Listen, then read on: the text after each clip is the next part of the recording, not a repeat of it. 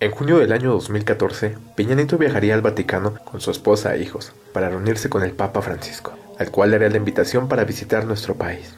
Es de ahí que se desprende, de cierta forma, la visita que el Sumo Pontífice hará a nuestro país del 12 al 17 de febrero del 2016. El máximo líder de la Iglesia Católica ha declarado que su visita a México es pastoral.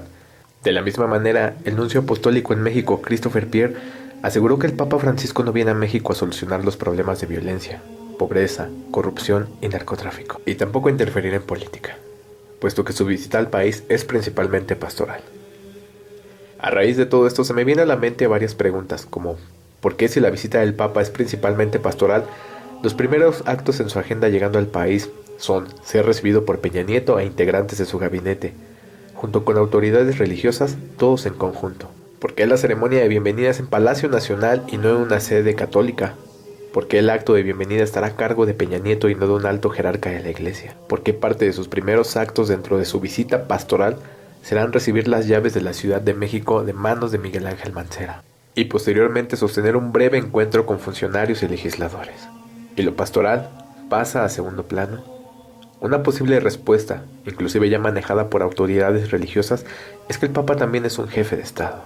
Y entonces me vuelvo a preguntar, ¿se puede visitar un país en calidad de jefe de Estado y pastoralmente a la vez? Quizá la pregunta sea un poco tonta, ya que de ser posible solo un Papa lo podría hacer, debido a que él es un líder religioso y un jefe de Estado a la vez, del Estado Vaticano. Y no depende tanto de él en sí mismo, depende del país al que visite y qué tanto respete si es laico.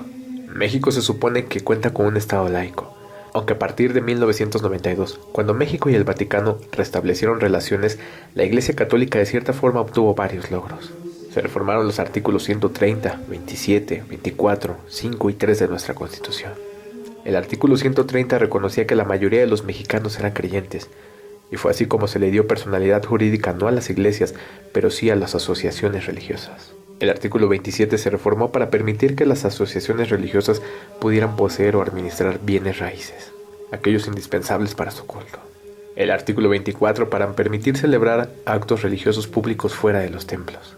El artículo 5 para que el Estado reconociera los votos religiosos. Y el artículo 3 para derogar la prohibición de que las corporaciones religiosas intervinieran en los planes de educación. Ahora solo requieren autorización previa expresa para hacerlo. El Estado mexicano actualmente se dice respetuoso y constructivo en sus relaciones con el Vaticano. En 1689, John Locke publicaría la Carta sobre la Tolerancia, donde entre otras cosas hablaría de la tolerancia a la libertad religiosa.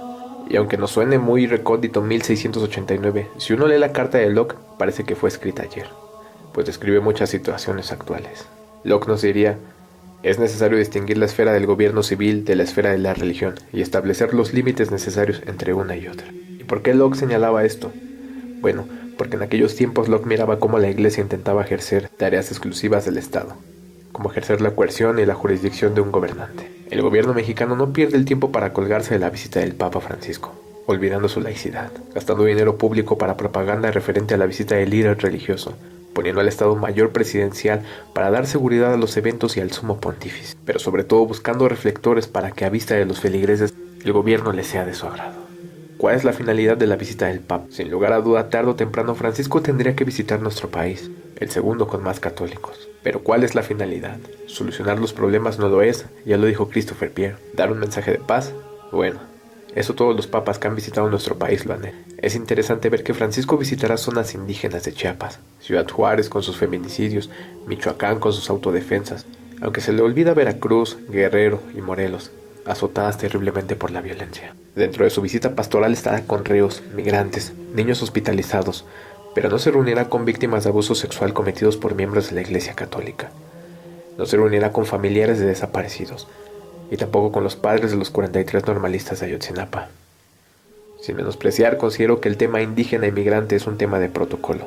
México vive con mucha fuerza la violencia, consecuencia de una absurda guerra contra las drogas, que parece ser que Francisco no le da la importancia necesaria. México vive una corrupción terrible, que como jefe de Estado tampoco se pronunciará.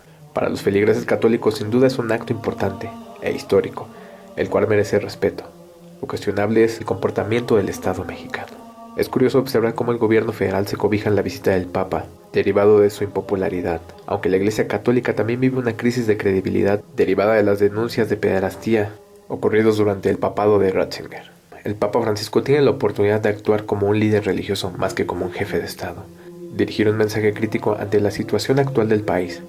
Un mensaje que sin hacer política le llegue a la clase política de nuestro país, pero también a los seguidores de su iglesia.